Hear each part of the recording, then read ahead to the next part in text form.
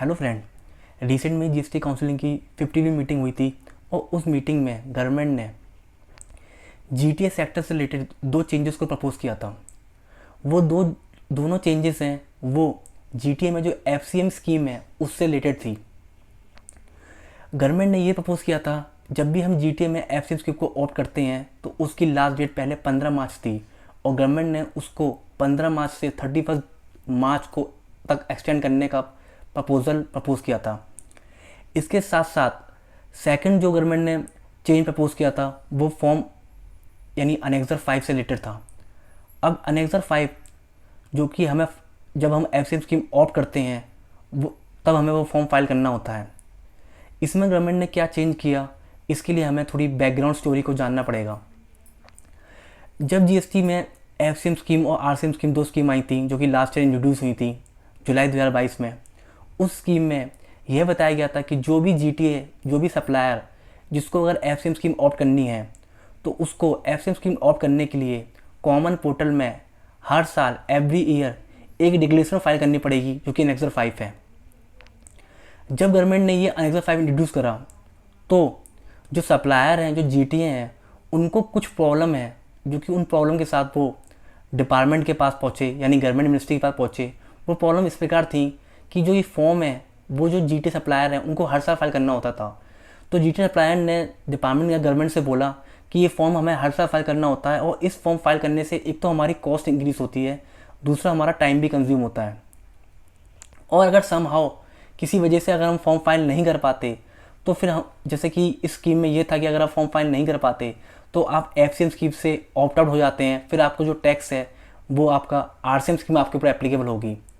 तो इस परेशानी को लेके जो सप्लायर हैं वो फाइनेंस मिनिस्ट्री के पास पहुँचे। उन्होंने बोला कि जब हमने एक बार अगर एफसीएम स्कीम ऑप्ट कर ली है तो आप हमारी इंटेंशन समझ गए हैं कि हमें जो टैक्स है वो एफसीएम में पे करना है ना कि आरसीएम में।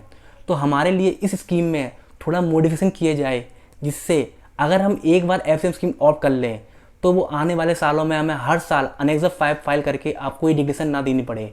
यानी अगर हम एक बार डिक्लेरेशन दे दें तो वो हमारे आने वाले सभी सालों के लिए वैलिड रहे। तो इन्हीं प्रॉब्लम को देखते हुए गवर्नमेंट ने ये दूसरा चेंज प्रपोज किया। तो इन दोनों चेंजों को प्रपोज करने के बाद अभी रिसेंट में CVIC central board of indirect custom ने एक लेटेस्ट नोटिफिकेशन इशू करी है जो कि है नोटिफिकेशन नंबर 6/2023। इस नोटिफिकेशन से जो रिसेंट में जो मीटिंग हुई थी 15 काउंसिल मीटिंग की उसमें जो गवर्नमेंट ने चेंज प्रपोज किए हैं तो उस प्रपोज चेंज को सीवीआईसी ने उनको नोटिफाई कर दिया है। लेकिन मैं आपको बताना चाहूँगा जब सीवीआईसी ने उन चेंजों को नोटिफाई किया तो उस स्कीम को नोटिफाई करने के साथ साथ सीवीआईसी ने कुछ थोड़े से उस स्कीम में थोड़े से मॉडिफिकेशन और कर दिए। तो वो मॉडिफिकेशन क्या है उनको चलो डिस्कस करते हैं। पहला मॉडिफिकेशन ये है कि जैसा कि 15 काउंसिल मीटिंग में डिस्कस हुआ था कि जो डेट है उसको 15 मार्च से बढ़ा के 31 मार्च कर दिया जाए। तो यहाँ पे सीवीआईसी ने जब नोटिफिकेशन इशू करी तो उस डेट को 15 मार्च से बढ़ा के 31 मार्च तो कर दिया, लेकिन इसके साथ साथ उन्होंने इसमें एक मेजर चेंज भी कर दिया। वो मेजर चेंज ये है कि जब पहले ओरिजिनल स्कीम में जब हम एफसीएम स्कीम को ऑप्ट करते थे तो जो हमें एफसीएम स्कीम के लिए अनेक्सर 5 फॉर्म फाइल करना होता था वो हमें 15 मार्च या उस दिन या उससे पहले ऑन और बिफोर फाइल करना होता था। यानी हम 15 मार्च से पहले कभी भी उस फॉर्म को फाइल कर सकते थे। लास्ट डेट फॉर्म फाइल करने की 15 मार्च होती थी। यानी स्टार्टिंग पीरियड के बारे में उस स्कीम ने कुछ नहीं बोला था, उस नोटिफिकेशन ने कुछ नहीं बोला था। लेकिन अब गवर्नमेंट ने स्टार्टिंग पीरियड को भी लिमिटेड कर दिया है। अब अगर हमें एफसीएम स्कीम ऑप्ट करनी है तो हम 1 जनवरी से लेके 31 मार्च तक की स्कीम को ऑप्ट कर सकते हैं। मैं आपको एग्जांपल बताना चाहूँगा। अगर हम आने वाले साल यानी 2024-2025 के लिए अप्रैल 24 मार्च 25 के लिए अगर एफसीएम स्कीम को ऑप्ट करते हैं तो पहले क्या था, पहले वो हमें फॉर्म 15 मार्च यानी 15 मार्च 2024 तक फाइल करना था और पहले कभी भी फाइल कर सकते थे।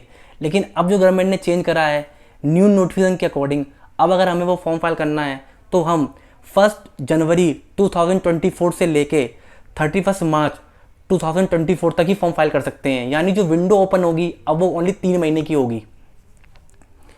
इसके साथ साथ जो गवर्नमेंट ने दूसरा चेंज किया है वो ये किया है, गवर्नमेंट ने एक नया फॉर्म अनेक्सा 6 इंट्रोड्यूस करा है। अनेक्सा 6 क्या है? जैसे कि पहले आप अनेक्सा 5 फाइल करते थे। अनेक्सा 5 जो फॉर्म था वो जब आप एफसीएम स्कीम को ऑप्ट करते थे वो उसके लिए था। मैं आपको बताना चाहूँगा, जब अगर आपको एफसीएम स्कीम से ऑप्ट आउट करना होता था तो आपको कोई फॉर्म फाइल नहीं करना होता था।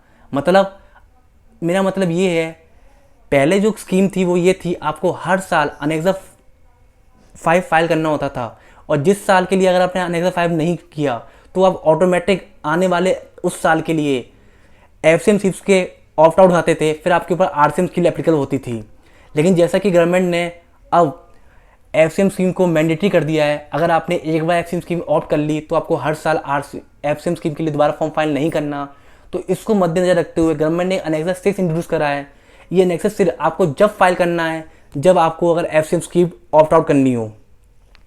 यानी मैं इस दोनों चेंजेस को आपको एक बार दोबारा बताता हूँ। पहले क्या था, पहले अगर आपने एक बार अनेक्सा 5 फाइल कर दिया था तो आपको वो हर साल फाइल करना होता था।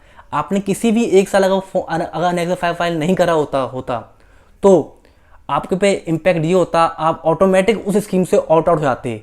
लेकिन अब अगर आपको एफसीएम स्कीम से, जीटे की एफसीएम स्कीम से ऑप्ट आउट करना है तो आप ऑटोमेटिक ऑप्ट आउट नहीं हो सकते। आपको उसके लिए कॉमन पोर्टल में अनेक्सा 6 फाइल करना होगा, इसके बाद ही उस स्कीम से आप ऑप्ट आउट हो सकते हैं।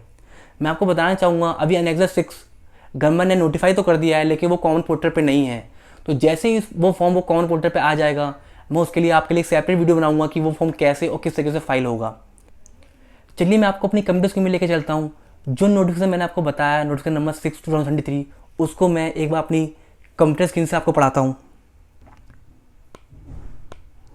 ये नोटिफिकेशन है, नोटिफिकेशन नंबर 6/2023 सेंटर टैक्स की, जो कि 26 जुलाई को आई है। इसमें आप चेंज देखेंगे तो पहला चेंजेस हमारा ये है, पहले यहाँ पे लिखा होता था आपको फॉर्म फाइल करना है ऑन और बिफोर 15 मार्च को करना होता है।